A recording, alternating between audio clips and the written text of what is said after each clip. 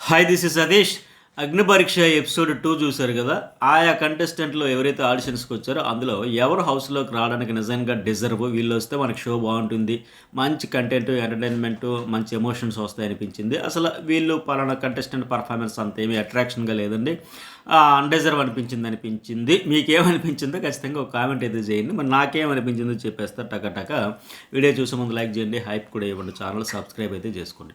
First వచ్చిన అబ్బాయి చరణ్ తేజ్ అంట, RJ teacher, multi tasker, 26 years అంట. ప్రొఫెషన్తో పాటు చారిటీ కార్యక్రమాలు చేస్తూ ఉన్నాడు, నిజామాబాద్ కదా.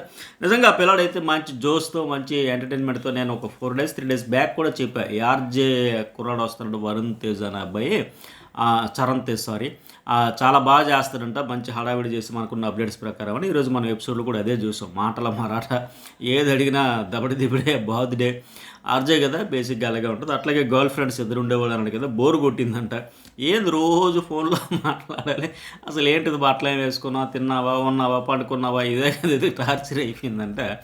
అందుకోసమని వదిలేశాడట. మరి బిందు అడిగినట్టుగా వాళ్ళకి నచ్చినట్టుగా ఉండాలి కదంటే, అందుకే వదిలేసాను. నాకు స్పాంటేనియస్గా ఫన్ అయితే క్రియేట్ చేస్తాం, జోష్ అయితే నింపాడు. అట్లాగే మరి గమనిస్తే వాళ్ళు అన్నట్టుగా అక్కడున్న జడ్జిలు ముగ్గురు, అట్లాగే హోస్ట్ శ్రీముఖి, నలుగురు బ్యాచిలర్సే కనుక ఆ బ్యాచిలర్స్ క్లబ్లో ఎదురు కూడా జాయిన్ అయిపోయి నిజంగా అందరూ ఒక క్లబ్లో ఉన్నవాళ్ళే.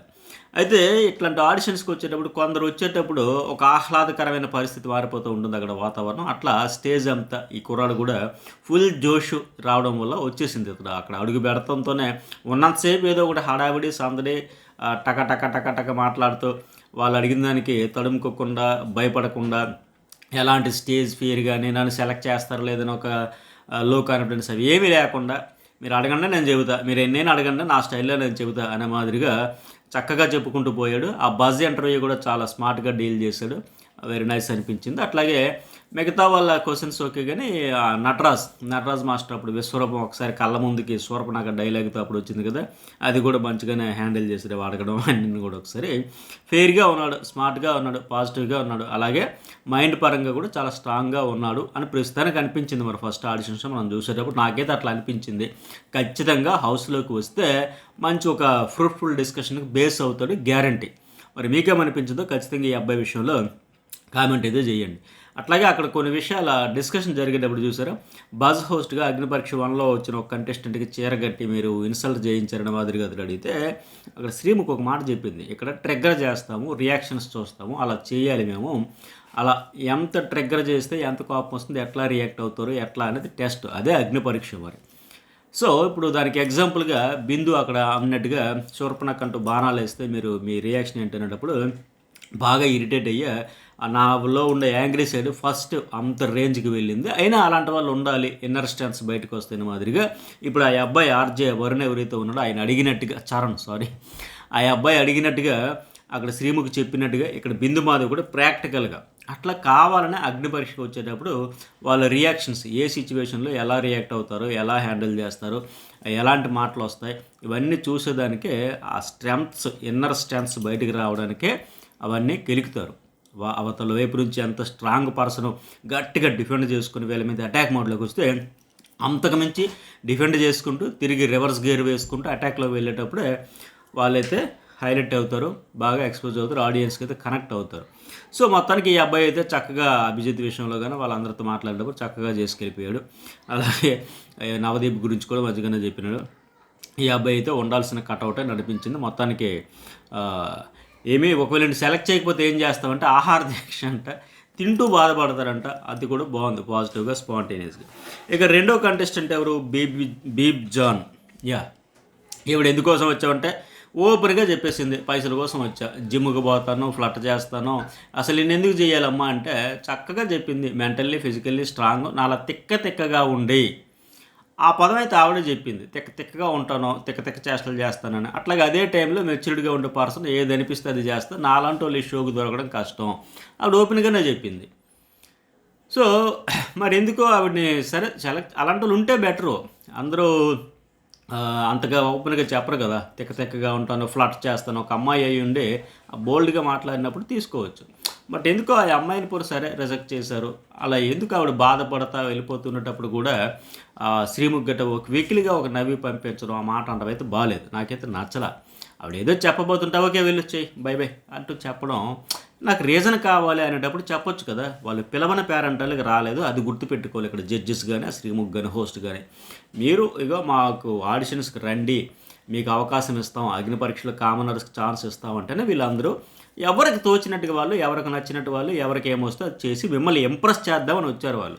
మీరు ఇంప్రెస్ కాలేదా, నేను కొద్దిగా డిసప్పాయింట్ అయ్యానమ్మా, నేను నుంచి ఇంకా ఎక్కువ ఎక్స్పెక్ట్ చేశాను, బట్ మా అంచనాలకు రీచ్ అవ్వలేకపోయారు, మీకంటా రీచ్ అయిన వాళ్ళు చాలామంది ఉన్నారు, ఇట్లా ఒక పాజిటివ్ వేలో చెప్పి పంపించవచ్చు కదా. ఎందుకు అలా అవమానించి బాధ పెట్టే మాదిరిగా.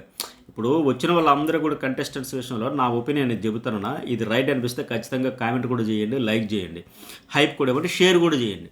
అగ్ని పరీక్ష వస్తున్న కామనర్స్ అందరూ కూడా వాళ్ళ సర్కిల్లో ఫ్రెండ్స్, ఫ్యామిలీ మెంబర్స్, అన్నదమ్ములు, అక్క చెల్లెలు అందరి విషయంలో వాళ్ళ ఊరిలో, వాళ్ళ వీధిలో నేను అగ్ని పరీక్షకి వెళ్తున్నాను చాలా గొప్పగా చెప్పుకొని వస్తారు.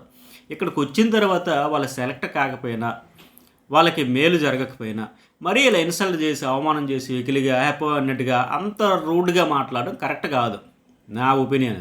వాళ్ళు ఎంత బాధపడతారు. ఈ బిగ్ బాస్ అన్న, అక్కడ ఉండే జడ్జిలు అన్న, అక్కడ హోస్ట్ గురించి చాలా గొప్పగా చెప్పుకుంటారు వాళ్ళు పోయి. నేను అభిజిత్ ఇలా మాట్లాడా, మీకు టీవీలో చూపించింది అంతా చూపించింది అంత ఉంది, చాలా పాజిటివ్ ఎనర్జీ వచ్చింది, ఒక ఇన్స్పిరేషన్ వచ్చింది, అరే మళ్ళీ ఈసారి కొట్టాలనిపించింది, అంత పాజిటివ్ ఎనర్జీతో వెళ్ళేవాళ్ళు మీరు ఇలా అప్పో వెళ్ళు చాలు అయిందిలా ఒప్పో ఇట్లా కసురుకోవడం వల్ల, ఆ మాట తీరు వల్ల వాళ్ళు బాగా హర్ట్ అవుతారు. అది కరెక్ట్ కాదన్నది నా ఒపీనియన్. మీరు అవకాశం ఇచ్చినా ఓకే, ఇవ్వకపోతే లేదు, ఒక పాజిటివ్ నోట్లో పంపిస్తే బాగుంటుంది, కానీ అలా చెప్పకుండా ఉండాల్సింది. ఎందుకంటే ఆ రీజన్స్, నన్ను ఎందుకు సెలెక్ట్ చేయలేదు రీజన్ కావాలి అనేటప్పుడు ఆ రీజన్ చెప్పే బాధ్యత వీళ్ళలో ఉండాలి. ఏం నచ్చలేదు, ఎందుకు సెలెక్ట్ కావట్లేదని చెప్పాలి. అంతే తప్ప అభిజిత్ ఏదో దారిదేపు వచ్చినట్టు ఉంది, ఒక జోక్ ఏదో వేశారు, బ్రేకప్ అయ్యిందని ఆవిడ చెబితే బెస్ట్ డే అదే నా లైఫ్, బెస్ట్ డే ఏదంటే బ్రేకప్ రోజు అంటే ఎవరు అతను కానీ అది బాగుంది, ఆవిడ కూడా నవ్వుకుంది, మనం కూడా నవ్వుకున్నాం నవదీప్ అట్ల. అందుకే ఆ అమ్మాయి కూడా వెళ్తా బేబ్ జానా ఒక అమ్మాయి బోల్డ్గా మాట్లాడితే మీకు ఎట్లాగే ఉంటుందో నచ్చదో, ఐ హేట్ ద జడ్జ్మెంట్, అంతే ఆవిడ ఒపీనియన్ ఆవిడ చెప్పింది. ఎందుకంటే ఆవిడని రిజెక్ట్ చేసినా ఆవిడ అంత ఫీల్ అవ్వకపోదును. ఆ మాట్లాడే తీరు, ఆ శ్రీముఖ ఒక వెకిలిగా చాలా వీళ్ళు ఈ టైప్ మాటల వల్ల ఎవరైనా హర్ట్ అవుతారు. అలా చేయకుండా ఉంటే ఈవిడ విషయంలో కావచ్చు, నిన్న ఫస్ట్ ఎపిసోడ్లో కావచ్చు, ఓవరాల్గా ఈ ఆడిషన్స్ విషయంలో ఎవరి విషయంలో కూడా మన ఉప్పల బాలు గురించి కూడా నేను ఒక వీడియో జర్నలిస్ట్ అతిథిలో అప్లోడ్ చేశాను ఎవ్రీడే, అవి కూడా చూడండి. ఎవరి విషయంలోనే సరే అలా అంత హార్ష్గా చేయకపోతే బెటర్. ఇక నెక్స్ట్ వన్, మధ్యలో ఒక నలుగురు వచ్చారు వెళ్ళిపోయారు. మీరు బాగా గమనిస్తే ఇక్కడ ఆ నలుగురు ఇలా వచ్చి అలా వెళ్ళే టైంలోనే జడ్జెస్ అండ్ హోస్ట్ శ్రీముఖ్ కూడా డ్రెస్సులు టకటక మారిపోతూ ఉంటాయి. కారణం ఏంటంటే ఈ 10 రోజుల షూటింగ్లో నుంచి వీళ్ళు ఈ షోకి ఫిట్ కారు, వీళ్ళ నుంచి మనం అనుకున్నంత అవుట్పుట్ రాదు అనుకునే వాళ్ళందరినీ కూడా ఈ తదితరుల జాబితాలో ఒకేసారి పక్కన వచ్చి వెళ్ళినట్లు ఈ జిగ్జాగ్లో చూపించేస్తారనమాట. వీళ్ళే ఇప్పుడు బయటకు వచ్చాక మండపడుతూ వీడియోలు చేస్తారే, మాకు కనీసం టైం ఇవ్వలేదు, మినిమం ఇస్తే మేము ఏదో ఒకటి ప్రూవ్ చేసుకునే వాళ్ళం కదా, అవకాశం ఇవ్వకుండా అవమానించి పంపిస్తారా, మీ సంగతి చూస్తామని వాళ్ళు బాగా ఫ్రస్ట్రేట్ అవుతూ ఇన్స్టాలో వీడియోలు పెడితే వాళ్ళ కోపం, బాధ, అవమానం నుంచి వచ్చిన బాధ అనేది బయట పెడతా ఉన్నారు. ఇక నెక్స్ట్ వన్, అక్కడ ఒక ఆయన వచ్చినప్పుడు ఆయన అన్నాడు కదా, మన ప్రోమోలో చూపారు, అభిజిత్ విన్ అయ్యాక ఫేడ్ అవుట్ అయిపోయాడు, 2-3 ఇయర్స్ అసలు కనబడలా, అది యూజ్ చేసుకోలేదు అనేది. ఆయన నాకేం వేరే పని పట్టలేదా, మరి ఎందుకు అలా అంటావని. ఓకే, అయితే అక్కడ ఆయన పాజిటివ్ వేలో కూడా తీసుకోవచ్చు అభిజిత్. ఎందుకంటే అభిజిత్ కావచ్చు, బిందుమాధ కావచ్చు, విన్నర్స్ అయ్యాక వాళ్ళ హార్డ్ కోర్ ఫ్యాన్స్ వాళ్ళని రెగ్యులర్గా చూద్దాం, ఏదో సినిమాలో లేకపోతే సీరియల్స్, వెబ్ సిరీస్ లేదా ఎక్కడైనా చూద్దాం అనుకున్న వాళ్ళందరికీ వీళ్ళు ఎక్కడ అసలు ఇంటర్వ్యూలు కూడా ఇవ్వాల. సాధారణంగా బిగ్ బాస్కి వెళ్ళి వచ్చిన కంటెస్టెంట్లు అందరూ కనీసం 6 months అయినా, ఇంకా విన్నర్స్ టాప్ 5 అయితే ఇంకా హడావిడి ఎక్కువ ఉంటుంది, 1 year వరకు రకరకాల సాంగ్స్ లేకపోతే సినిమాలను అవన్నీ ఇవ్వను. బట్ ఇప్పుడు లేదు అనుకున్నా సరే కొద్దిగా నాకు అన్ఫేర్గా ఎలిమినేషన్ అయిపోయాను అనుకున్న వాళ్ళు కూడా వచ్చి ఇంటర్వ్యూలు చేసి వాళ్ళ బాధన్నా చెబుతారు. వీళ్ళిద్దరూ బిందుమాధవ్ కావచ్చు, అభిజిత్ కావచ్చు, విన్నర్స్ అయినా సరే ఎప్పుడు ఎక్కడ మీడియాలో కానీ సోషల్ మీడియాలో కానీ చాలా రోజుల వరకు కనపడలా. చాలామంది నాకు కూడా కామెంట్ పెట్టేవారు, బిందుమాధవ్ ఏది సార్ ఎక్కడ ఉంది, ఇంటర్వ్యూ కూడా ఇవ్వలేదంటే. అట్లాగే అభిజిత్ విషయంలో కూడా ఆయన ఫ్యాన్స్ కూడా ఎదురు చూశారు, వస్తాడా ఎప్పుడు వస్తాడంటే ఆల్మోస్ట్ చాలా ఎక్కువ గ్యాప్ వచ్చేసింది. అంటే విన్నర్గా వచ్చిన వాళ్ళు ఇంకా చాలా ఎక్కువ హడావిడి చేసి ఆ ఓపెనింగ్లని అవన్నీ నువ్వు చాలా హడావిడి ఉండదు. బట్ ఇతడైతే అది చేసుకోలే, అదేం తప్పు మాట కాదు, ఆయన ఒక పాజిటివ్ వేలోనే అడుగుంటాడని నేను అనుకుంటున్నా. నెక్స్ట్ వన్, ఆ భరత్ ఆయన వచ్చాడు కదా, ఓల్డ్ సిటీ అంట, ఓల్డ్ సిటీ టేస్ట్ తగలలేదు బిగ్ బాస్కి అన్నాడు. బట్ అదైతే కరెక్ట్ కాదనిపించింది నాకు. ఎందుకంటే రాహుల్ సిబుల్గంజ్ ఓల్డ్ సిటీ, ఏం పేరు rapper Roll Rida old city, Alireza వచ్చాడు, చాలామంది వచ్చారు కదా. అయితే ఈ భరత్ అని ఆయనకే కనీసం ఛాన్స్ మాట్లాడే ఛాన్స్ కూడా ఇవ్వలేదు. ముగ్గురు రెడ్ అయితే ఎత్తేసారు. ఏదో పాట పాడుకుంటూ వచ్చాడు, డ్యాన్స్ చేస్తూ హడావుడి చేశాడు, కానీ ఇంకేది ఇవ్వాల్సిందేమో, ఎందుకంటే స్కిల్స్ అయితే ఉన్నాయి, డాన్సు, సింగింగ్, ఇంకెట్లా. తర్వాత ఆరో దేవుడు అమన్ మసూద్ నల్గొండ. యాక్టింగ్స్కి సీన్ కూడా బాగా చేశాడు. యాక్టర్ అవ్వాలని కోరికంటే అందుకే చదువు వదిలేశాడంట, బీటెక్ వదిలేశాడు, మళ్ళీ ఎల్ఎల్బి చేస్తా ఉన్నాడంటే. ఒక సీన్ ఇస్తూ అప్పుడే ఏడుపు, కోపం, క్రోధం అన్నీ కలిపి కుమ్మేశాడు. బాగానే చేశాడు ఉన్నంతలో. అప్పటికప్పుడు చేయాలంటే అన్ని రసాలు పండించే ప్రయత్నం అయితే చేశాడు. మొత్తానికి హోల్డ్లో పెట్టారు. అయితే అతను ఏం చెప్పాడంటే క్యారెక్టర్ ఫ్లిప్ అవ్వద్దు, లాస్ట్ వరకు ఒకటే క్యారెక్టర్ ఉండాలి అన్నాడు. బట్ ఆయన కూడా అక్కడే ఫ్లిప్ అయ్యాడు. దాని గురించి కూడా మాట్లాడదాం. ఇంకోటి ఏమంటే నీ ఫ్రెండ్ కోసం ఇస్తావంటే లేదులే నేను సెల్ఫిష్ ఉండాలి, కప్పు నాదే అంటానంటే అది కరెక్ట్, ఓకే, అలాగే ఉండాలి బిగ్ బాస్ హౌస్లో. ఎక్కడ ఫ్లిప్ అయ్యాడని కూడా చెప్పుకుందాం. క్యారెక్టర్ అంటే ఫస్ట్ నుంచి లాస్ట్ వరకు ఒకటే ఉండాలి అన్నాడు. అక్కడ మెన్ ఉమెన్ ఈక్వల్ రైట్స్ ఉండాలి, గర్ల్స్ ఏదైనా డామినేషన్ అనిపిస్తూ ఉంటుంది, ఒక యాక్సిడెంట్ అయినా సరే ఆమె వైపు తప్పు ఉన్నా సరే అబ్బాయిలదే తప్పు అనేస్తారు. అవన్నీ చెప్పినప్పుడు ఆయనకు ఒక అభిప్రాయం ఉంది, చెప్పాడు. బట్ బిందు మాధవి క్వశ్చన్ చేసేసరికి వెంటనే సరే అయితే మీకోసం అబ్బాయిలే అంటూ ఫ్లిప్ కొట్టేశాడు. లేదు మేడం, అక్కడ బిందు మాధవ్ అన్న, అభిజిత్ అన్న, నవదీప్ అన్న, నా అభిప్రాయం ఇది, నేను ప్రాక్టికల్గా చూశాను, కొన్ని ఎగ్జాంపుల్స్ కూడా ఉన్నాయి, లేదా నాకు అలాగన్నింటూ బాగున్నాను, స్టిక్ అని అవ్వల. బిందు మాధవ్ సతాయించేసరికి అవును అబ్బాయి మీకోసం అబ్బాయిలు అని చెప్పేసి ఫ్లిప్ అయితే కొట్టేశాడు. మరి ఆయన చెప్పింది ఏంటి, ఒకటి ఏదైనా చెప్పామంటే కంటిన్యూ అవ్వాలన్నాడు కదా. అందుకే వాళ్ళు కూడా నువ్వేది డిప్లొమాటిక్ సేఫ్ గేమ్ అనిపిస్తుంది అన్నట్టు. మొత్తానికి ఆ అబ్బాయి కూడా ఉండాల్సిన వాడు, కొద్దిగా ఏదో ఉన్నంతసేపు ఫస్ట్లో చరణ్ తేజ్ వచ్చినట్టుగా ఈ అబ్బాయి కూడా ఉన్నంతసేపు కొద్దిగా ఫన్ కామెడీగా అనిపించింది. అయితే టీషర్ట్ హోల్స్ విషయంలో కూడా ఫస్ట్ అతను 5 అన్నాడు, తర్వాత మళ్ళీ చూసి ఒక 6 ఉంటాయని చెప్పాడు. బట్ మళ్ళీ వాళ్ళే కన్ఫ్యూజ్ చేసేసారు. ఆ కన్ఫ్యూజ్ నుంచి వచ్చిన కామెడీ అయితే బాగానే ఉంది. కాస్త హడావిడి చేసే టైపే ఉన్నాడు ఈ అబ్బాయి కూడా. ఉంటే బెటర్ ఏమో, ఛాన్స్ వస్తుందో లేదో మరి చూడాలి. ఎందుకంటే ఇప్పుడు మంచోడ్లో ఉన్నామంటే ఆయన కూడా ఇంకా కాన్ఫిడెన్స్ పెరగాలి. మెయిన్ అది కాన్ఫిడెన్స్ అయితే లేదు, కొద్దిగా కన్ఫ్యూజ్ స్టేట్లో ఉన్నాడు ఆయన. సో అభిజిత్ కూడా గ్రీన్ అయితే ఇచ్చాడు, అట్లాగే బిందు అయితే రెడ్ ఇచ్చింది. ఇంకా చూద్దాం నెక్స్ట్ టైం అంటే ఎంటర్టైన్ చేయాలని. ఆ రకమైన కామెడీ అతని నుంచి ఏదో కంటెంట్ వస్తుంది, అయోమయంగా ఉన్నాడు అనే ఉద్దేశంతో అట్లా ఇచ్చారేమో. ఇతను కూడా ఉంటే బాగుంటుంది అనిపిస్తుంది. నెక్స్ట్ వన్ ఎవరు, సుమ అంట. సుమ సిద్దిపేట నుంచి వచ్చారు కదా, ఆవిడ జాట్స్ పోలీస్ జాబ్ కూడా వదిలేసి వచ్చేసిందంటే. ఈ అమ్మాయి చూడడానికి మాట తీరు ఎలా రియాక్ట్ అవుతుంది అని మనం ఆలోచిస్తూ ఉంటాం. ఇన్నోసెంట్లా కనిపిస్తుందో కానీ కాదు, ఖచ్చితంగా కాదు. తెలివిగానే ఆలోచిస్తుంది, కొద్దిగా నెమ్మదిగా రావచ్చు, కానీ అటు నుంచి ఆన్సర్ రియాక్షన్ ఆచితూచి బ్యాలెన్స్డ్గా చక్కగానే మాట్లాడుతుంది. ఎంత తెలివిగా మాట్లాడిందంటే అభిజిత్లా కామెంట్ కంపోజ్డ్ ఉంటుందంట, కోపం తెప్పిస్తే బిందులో ఫైర్ అయిపోతుందంట, కెలికితే ఎవరైనా నవదీప్ లాగా ఓరమాస్ చూపిస్తుందంట, శ్రీముఖులాగా గట్టిగా నవ్వుతూ హడావుడి చేస్తుందంట. మొత్తానికి అందరినీ కలిపి ఒకే దెబ్బకి మడతట్టేసిందని చెప్పొచ్చు. అట్లాగే ఆ ఉన్నంతలో ఆవిడ ఏదైనా చూస్తే చెప్పాలనుకుంటే ఏం మొహమాట పడకుండా భయపడకుండా ట్రాన్స్పరెన్స్గా ఉంటుంది అని చెప్పడానికి ఒక ఎగ్జాంపుల్ ఏంటంటే అంతకుముందు వచ్చిన అమన్ మసూద్. ఆయన ఏంటి అక్కడంటే కలిపాడు, బాగానే పులిహోర కలిపాడు. వచ్చినప్పుడు చూసే కదా ఫస్ట్ ఇంప్రెషన్, ఎల్లో షర్ట్ చూసి హానెస్ట్ అనుకున్నా, బయట రాగానే ఒక అమ్మాయి కలిపాడంటూ మొహమాటం లేకుండా తను చూసింది, తనకు అనిపించింది, చెప్పింది చూడండి. ఆ క్వాలిటీ నాకైతే నచ్చింది. అరే అబ్బాయి ఏమనుకుంటాడో ఏమనుకోకుండా. అట్లాగే తనకు ఆ పేడ నుంచి కాయిన్స్ తీయించడం ఇవన్నీ కూడా మంచిగా చేసింది. ఎట్లా రాసుకోవాలమ్మంటే నో అంటదేమో అనుకున్నాం, బట్ ట్రై అయితే చేసింది. సో ఆవిడలో కూడా ఆ జెన్యూను, క్లారిటీ, క్యూటు, ఆ టాస్క్ ఇష్టం లేకపోయినా కష్టం అనిపించినా చేయడానికైతే సిద్ధంగా ఉంది. సో మొత్తానికైతే గ్రీన్స్ వచ్చినాయి. చక్కగా ఆవిడ మాట తీరు స్పందించే విధానం అంతా ఈ గులాబీ ముళ్ళు కంటు కట్టినట్లుగా చక్కగా చెప్పింది. సో పనిలో పనిగా హోస్ట్ ముగ్గురు కూడా బెస్ట్ క్వాలిటీస్ తను ఎట్లా కవర్ చేయగలదో చెప్పేసింది. ఆ టాస్క్లో డిస్కషన్లో కూడా గట్టిగానే ఉంది. మరి 2 గ్రీన్స్ అయితే వచ్చినాయి, ప్రస్తుతానికి హోల్డ్లో ఉంది. ఈ అమ్మాయి కూడా హౌస్లోకి రావాలా వద్దా, అర్హురాలా కాదా, మీకు ఏమనిపించింది ఖచ్చితంగా కామెంట్ చేయండి. ఇక అక్షయ్ రాజ్ బాలాపూర్ నుంచి వచ్చాడు కదా, ఈయనేమంటే ఐటీ ఎంప్లాయ్ అంట, కంటెంట్ క్రియేటర్. అట్లాగే ఇంకోటి ఏమి రోస్ట్ చేయడం ఆయన ఇష్టం అంట, హాబీ అంట. అతను చేసిన పెద్ద పొరపాటు, నాలో ఈ స్కిల్ ఉంది, ఈ టాలెంట్ ఉంది అన్న రోస్టింగ్ అనే దాని గురించి ఇక్కడ చెప్పడమే పెద్ద పొరపాటు అయ్యింది. ఎందుకంటే జనరల్గా ఇక్కడ ఒక సిచ్యువేషన్ తీసుకొని బయట ఉండేటప్పుడు రోస్టింగ్ చేయడం వేరు. ఎదురుగా 3 జడ్జెస్ నిన్ను హౌస్లోకి పంపాలా వద్దా అని డిసైడ్ చేసేది వాళ్ళు 1 to 1 ఉండేటప్పుడు వాళ్ళ మొహం చూసుకుంటూ రోస్ట్ చేయంటే నువ్వు ఒక మాట అనగానే వాళ్ళ ఎక్స్ప్రెషన్స్ మారిపోతూ ఉండేటప్పుడు నువ్వు చేయలేవు. నీకు ఆటోమేటిక్ భయం వచ్చేస్తుంది కదా. ఇప్పుడు ఎదురుగా బిందు మాధవ్ కూర్చుంది. ఆవిడ గురించి నాకు జస్ట్ 'బిగ్ బాస్' విన్నర్‌గా తెలుసు. అంతకు మించి ఏం తెలీదంటే, ఆవిడ తర్వాత పెద్దగా కనిపించలేదు. ఆవిడ ఫ్యాన్స్ కూడా చాలామంది డిసప్పాయింట్ అయ్యారు నేను ఇందాక చెప్పినట్టుగా. చాలా రోజుల గ్యాప్ తర్వాత మళ్ళీ వెబ్ సిరీస్, సినిమాలు వాటిలో చేస్తూ వచ్చింది. బట్ ఆ మాటలు చెప్పగానే ఆవిడ కూడా కొద్దిగా ఫీల్ అవ్వడం. అట్లాగే నవదీప్ గురించి కూడా.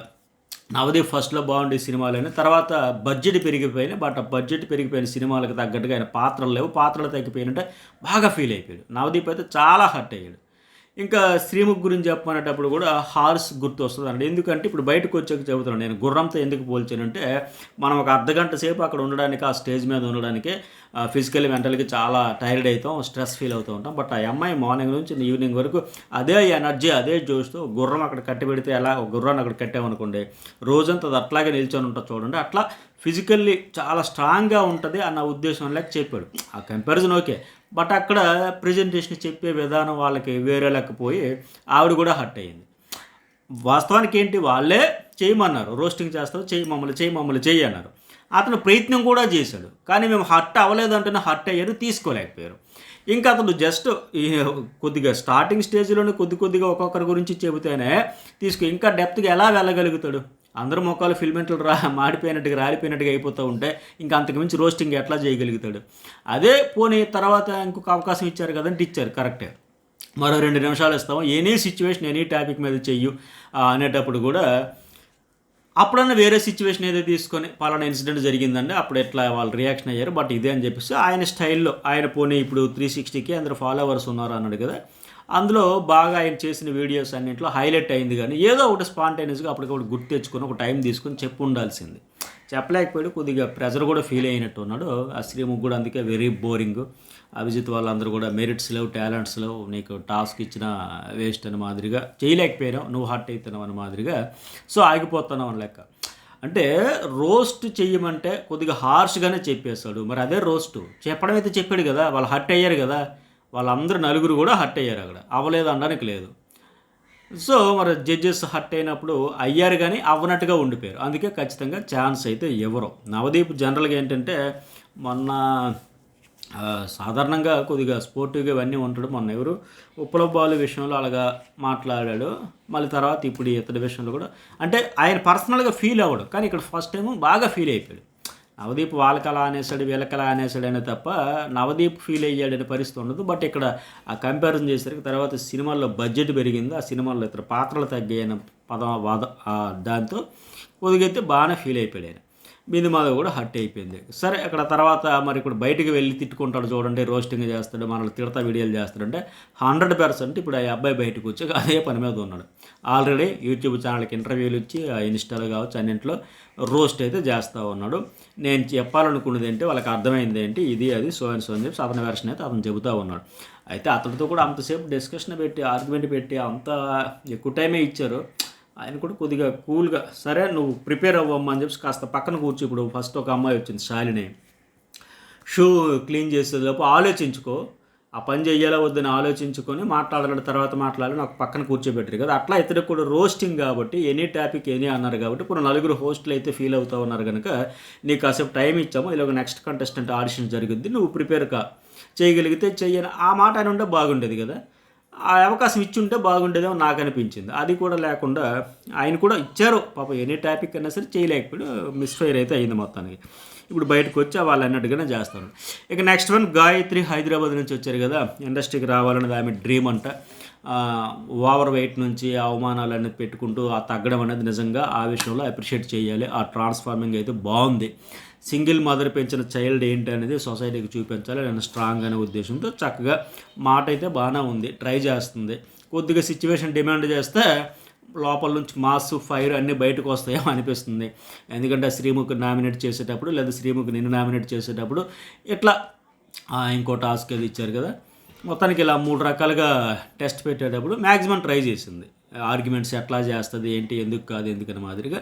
సో అభిజిత్ కూడా అందుకే స్ట్రాంగ్గా అనిపిస్తుంది గ్రీన్. అట్లాగే బిందు అయితే రెడ్, నవదీప్ కూడా రెడ్ ఇవ్వడం బెటర్లే. ఇప్పుడు డైరెక్ట్ 3 గ్రీన్స్ వచ్చినా రిలాక్స్ అయిపోతారు. ఇట్లాంటి వాళ్ళకి ఏంటంటే కొద్దిగా సానబట్టాలి, ఇంకా ఫైర్ ఉందంటేనే సెగ తగిలితేనే బయటపడతారు వీళ్ళు. ఆ నవదీప్ చెప్పినట్టుగా ఇంటెలిజెంట్, స్మార్ట్, బాగానే మాట్లాడుతుంది. 2 గ్రీన్లు అయితే తెచ్చుకుంది. బిందు రెడ్ ఇవ్వడం కూడా ఆ గాయత్రి అనే ఆవిడ కంటెస్టెంట్గా వచ్చారు కదా, ఆవిడ మేలు కోసమే. మరింత షార్ప్ అవ్వాలి, నెక్స్ట్ రౌండ్లో టాప్ 15లోకి వచ్చిన తర్వాత మరింత బాగా పెర్ఫామ్ చేస్తే ఛాన్సెస్ అయితే ఉన్నాయి ఆవిడకి కూడా. ఆ తర్వాత మళ్ళీ ఒక 4-5 తదితరుల జాబితాలో వచ్చేసారు. ఆ తర్వాత మళ్ళీ రుచిత అనే అమ్మాయి వచ్చింది కదా, వరంగల్ అంట, పెద్ద ఆవిడలాగా యాక్షన్ చేసింది, మా మనవరాలు ఏదంటూ. ఆవిడ స్టైల్ అంటే వాళ్ళు వచ్చింది కొంతమందికి ఇక్కడ మరీ ఓవర్ కాన్ఫిడెన్స్ అనిపించింది, ఓవర్ యాక్షన్ అనిపించింది, అంత అవసరమా అనిపించదు. ఆ హెయిర్ లాస్ట్లో విగ్ ఏదైతే పెట్టుకుని వచ్చిందో స్టేజ్ మీదకి విసరడం ఇవన్నీ కొంతమందికి నచ్చుతూ బాగోదు. ఏకపాత్ర అభినయం ఏదో చేసింది. కాకపోతే ఏంటంటే అభిజిత్ ఆ ఆర్గ్యుమెంట్లో కూడా నామినేషన్ అయితే ఎట్లా అంటే అక్కడ చిన్న ఆర్గ్యుమెంట్ కూడా పర్సనల్ అయినట్టు అనిపించింది అభిజిత్ పాయింట్ ఆఫ్ వ్యూలో, అటు నుంచి ఆయన వైపు నుంచి. అయితే ఈ అమ్మాయి కూడా ఏంటంటే నేను చెప్పినట్టుగా అభిజిత్ అన్నట్టుగా కొద్దిగా ఓవర్ కాన్ఫిడెన్స్, ఓవర్ యాక్షన్ అనిపించింది అని చెప్పి ఆయన రెడ్ ఇచ్చినట్టుగా. ఇప్పుడు వాళ్ళు వచ్చింది జడ్జెస్ని ఇంప్రెస్ చేయడానికి. కొందరు వచ్చి ఏమీ చేయకపోతే అసలు ఏం చేసావు, నీలో టాలెంట్ ఏంటి, నీలో ఏమీ లేదే, మ్యాటర్ లేదే, వేస్టే, ఏదో ఒకటి చేయి, ఏదో ఒకటి ప్రూవ్ చేసుకో, ఏదో ఒకటి చేయి అంటున్నారు. ఇలా చేస్తే అరే అతి చేసావు, ఎక్కువ చేసావు అంటారు. సో మొత్తానికి ఏదో వల్ల మిమ్మల్ని ఇంప్రెస్ చేసేదానికి ట్రై చేసే ప్రయత్నం అది. సో మొత్తానికి ఈవిడ కూడా హోల్డ్లో ఉంది, మరి వస్తుందా రాదా చూద్దాం. ఇవి ఎపిసోడ్ 2కి సంబంధించి సోది ఉండదు, ల్యాగ్ ఉండదు, ఫటాఫట్ ఓన్లీ కంటెంట్ వరకే మాట్లాడతాను నా ఎపిసోడ్స్, నా రివ్యూస్లో, అనాలిసిస్లో. మరి ఇలాంటి రివ్యూస్ కోసం, అప్డేట్స్ కోసం news bowl and journalist Satish channels అయితే సబ్స్క్రైబ్ చేసుకోండి.